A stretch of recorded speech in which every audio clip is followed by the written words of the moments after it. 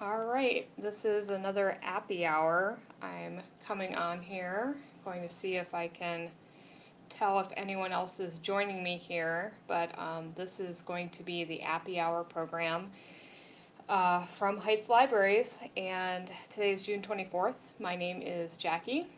Um, we have been trying to do Appy hour programs every couple of weeks, so our next Appy hour will be on July 8th, Wednesday, July 8th, so that will be coming up. I hope those of you who have been listening to these have been enjoying them. I've been enjoying putting them together. And so today I'm going to be talking about robocalls and scam calls.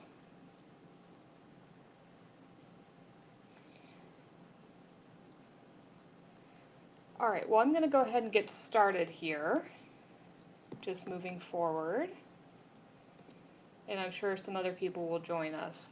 So, like I said, my name is Jackie, and I am a librarian and tech trainer at Heights Libraries, and I'm coming to you today with robocalls and scam calls. So I will be talking about a couple of apps that block those calls, but before I do that, I did want to talk about what robocalls are and also, what scams are. So what is the environment we're dealing right now with robocalls and scams?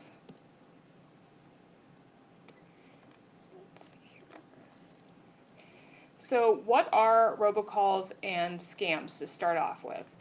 So if you have ever picked up your cell phone and you get a recorded message instead of a live voice, it's a robocall. So robo, think about think about like a robot. So it quite literally is a robot. A robocall is an automated telephone call initiated by a computer program called an autodialer. So it's quite literally a computer program that's been set up to call you. Scammers can, make hundreds of these calls. They're not necessarily even in your country. They could be doing it from, another country or a different state. So they can do hundreds of these calls. So not all robocalls are scams. You will receive things like emergency alerts, appointment reminders, for like a doctor's appointment. So you do receive legitimate robocalls in your life, but a lot of robocalls these days are scam calls, and they've become very, very common, and a lot of people are falling prey to these scam robocalls, so it's good to be aware of them. There is the National Do Not Call Registry. That stops sales calls from real companies that follow the law. Scammers really, they don't care if you're on the registry or not, unfortunately. So it is good to register with the Do Not Call Registry if you want to stop getting sales calls, but in terms of scammers, it won't stop those. So, what is caller ID spoofing? So caller ID spoofing has become common, and what it is the process of changing the caller ID to any number other than the actual calling number. So the scammer is falsifying the information that you're seeing on caller ID to disguise their actual number. Spoofing caller ID is legal, actually, and it is legal because it's often used by businesses. So, for example, a business, when they call out, they just want the general business number to display, not a specific extension. So that's why that capability was originally there, was for businesses primarily, but now scammers are taking advantage of it. This does lure people into a false sense of security. You may think, oh, it's a local number that you might recognize, or the number of a familiar organization like your bank or your pharmacy or the Apple store. And you might think, oh, who can do this? This must take a lot of expertise to be able to spoof caller ID. It actually doesn't take much expertise at all. On the right-hand side of this slide is a screenshot of an app called SpoofCard. Anyone could download this app onto their phone, and as you can see, it allows you to put in the number you want to call, the caller ID you want to display. This one even has a voice changer capability, which is a little frightening. But yeah, so it's very easy to spoof a caller ID. So if you're seeing a number you don't recognize, don't answer it.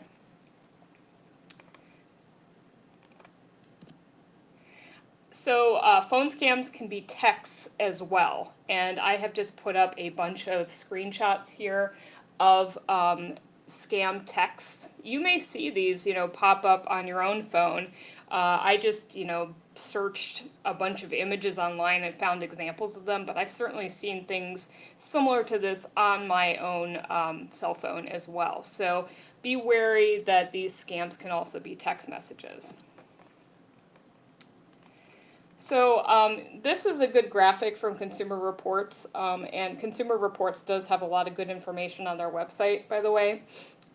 Full access to Consumer Reports is available for free through the library's website if you're interested in getting in there and reading more about robocalls and scams. But this graphic is showing you that how technology really makes robocalling inexpensive and easy. So phone numbers can be pulled from public records or just guessed. Like I said, phone calls can originate from anywhere. They spoof the caller ID by faking the phone number. And it's not a good idea, like I said, to pick up those phone numbers that you don't recognize, because it could tip off the robocall, the computer program, that they've hit a live number. So you pick up and you say hello. That would indicate to that robo computer that they've hit a live number. Or maybe it says, press 1 for English, or press 2 to be removed from this list.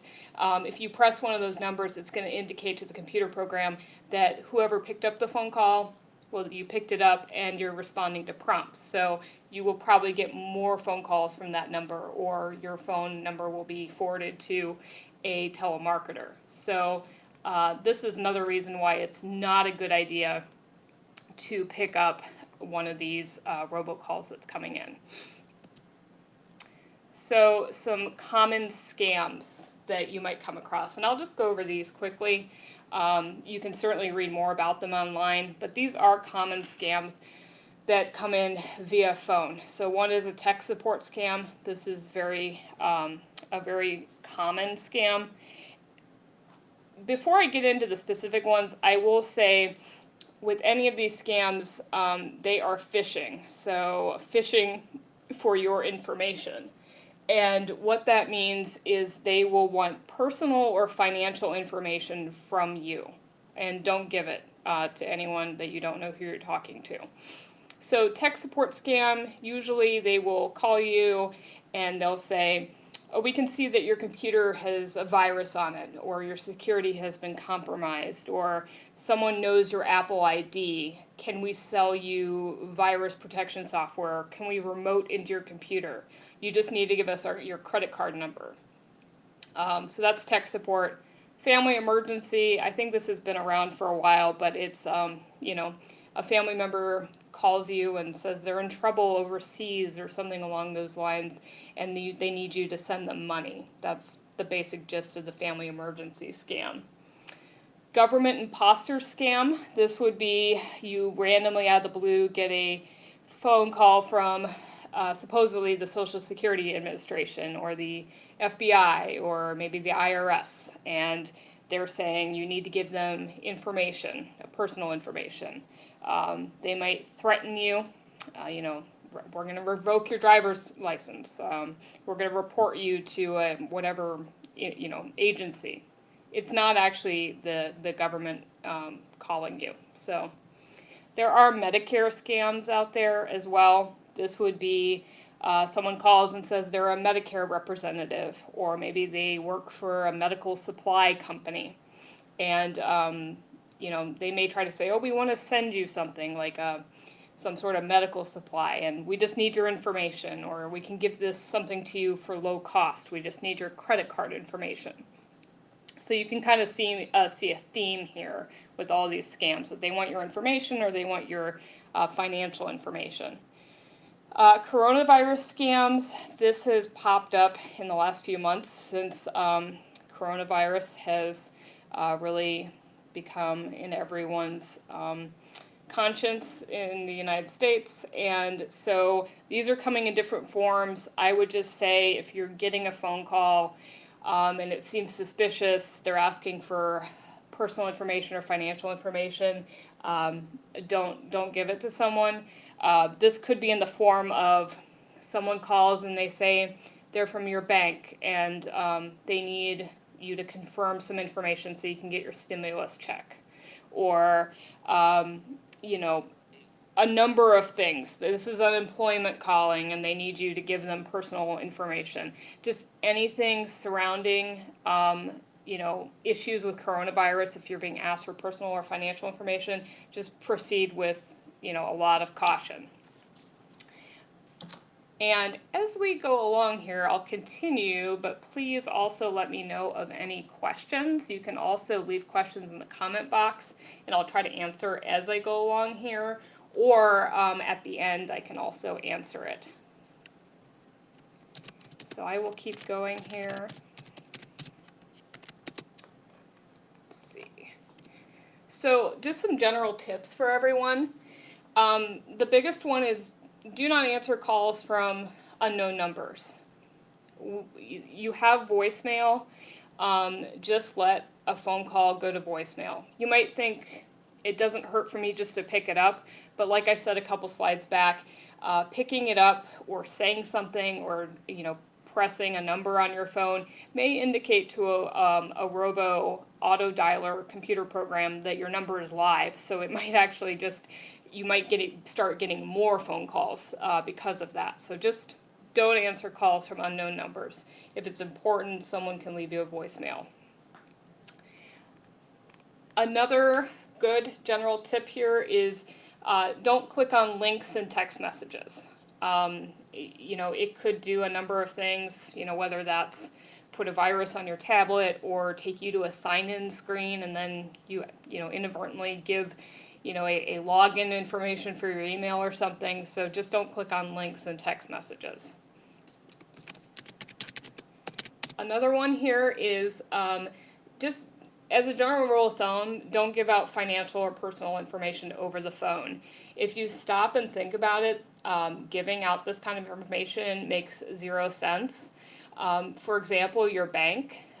Think about it. When would your bank ever call you and ask you for your bank account number and your routing number? They wouldn't. They have that information, right? So just proceed with caution. Don't give out that information. Another thing you can do is, if you're not sure if something is legitimate, hang up that phone, look up the actual number, and call them yourself. Going back to the bank example, if you're not sure it's your bank calling, just tell the person, thanks for calling me, I'm going to follow up on my own. So go ahead and Google that phone number or call the library and ask for the phone number and call them yourself to follow up, instead of just giving out the information and regretting it later. So a few more tips. You can register on the National Do Not Call Registry. This won't prevent scammers, but it's a first line of defense. You can also report violations to donotcall.gov.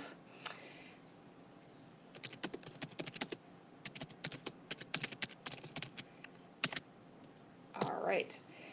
Another thing you can do, a lot of cell phone providers do provide you with robocalling blocking services. So you might already have that. If you, when you get a suspicious phone call, it does say like scam likely on your phone. So it might already be working on your phone, which is a great alert to have. If you don't have that, you could certainly call your cell phone provider, the company that you get the service from, and ask them if they do have robo-blocking service. On your phone, you can also mark numbers as spam. You would have to actually go into your call logs and click on the number, or click on the actual text message and flag that number as spam or block that number on your phone. So next, I'm just going to list a couple of apps that you can put on your phone. There are a lot of different robocaller blocking apps out there.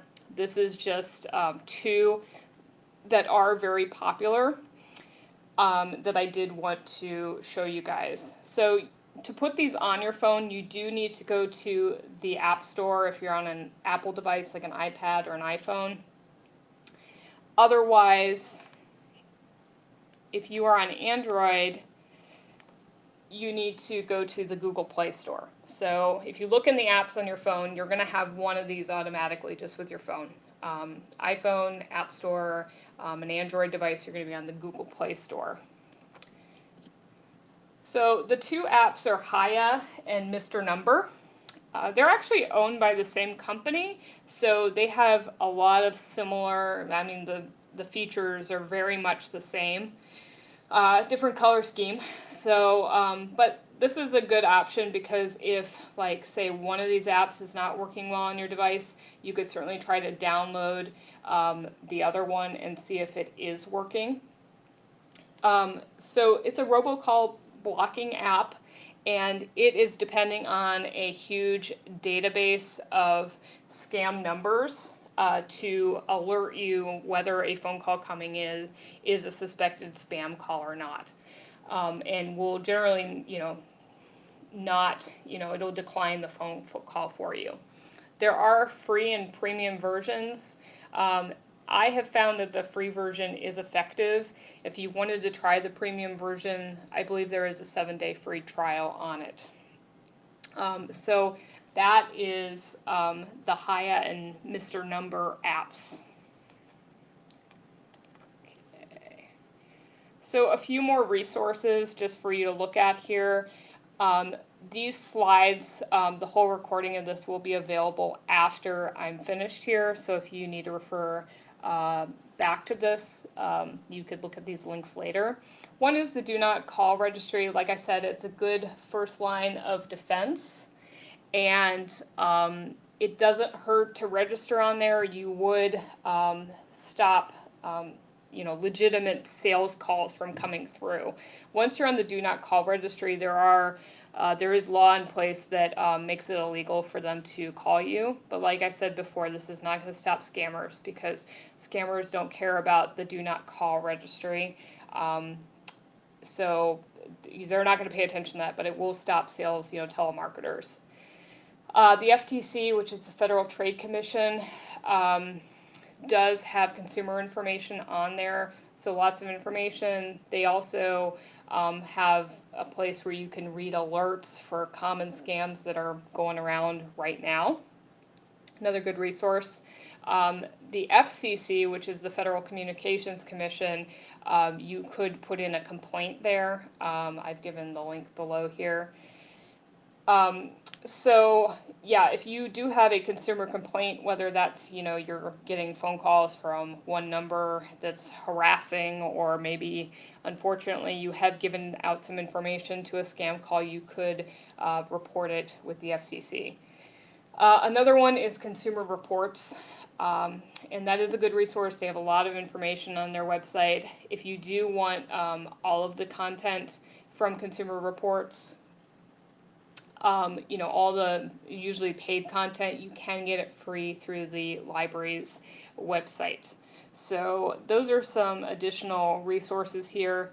Like I said, I talked about HIYA and Mr. Number here, but there are a lot of scam, these robocall blocking apps out there.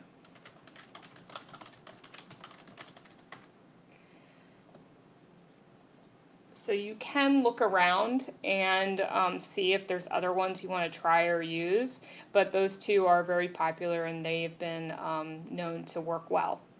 So I will take any questions that anyone has. You can leave them in the comment box on this live video, and I'm happy to discuss things with you or take any questions. like I said, this is being recorded, so once we're finished here, within a few minutes, it'll pop back up on the library's Facebook page as a recorded video, and you can look back at it and go back over the information. But yeah, that's a bit about robocalls and scams. And like I said, these are really, really common these days. In terms of the whole caller ID spoofing issue, this is really something that our government needs to figure out and put in some new laws that makes this illegal or makes it harder to do. Because something that was originally legal for businesses is now being used for scams. So it really is preying on people by spoofing caller ID.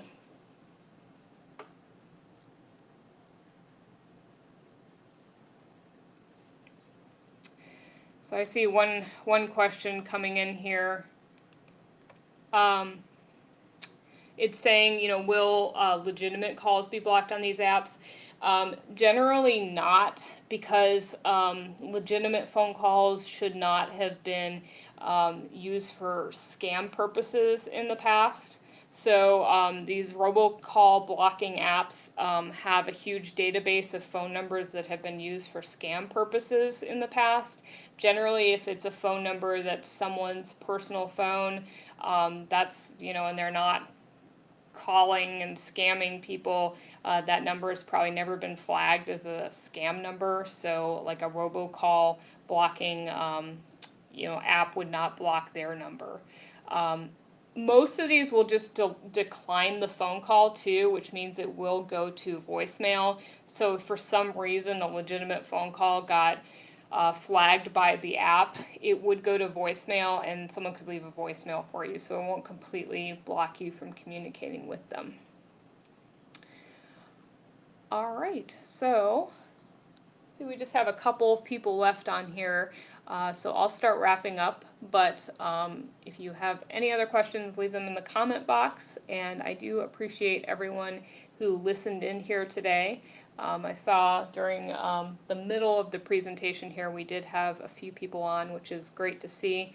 I hope you found this information helpful, and I will see all of you hopefully on July 8th with another Appy Hour. So thanks for joining today, everyone. Have a good day. Bye-bye.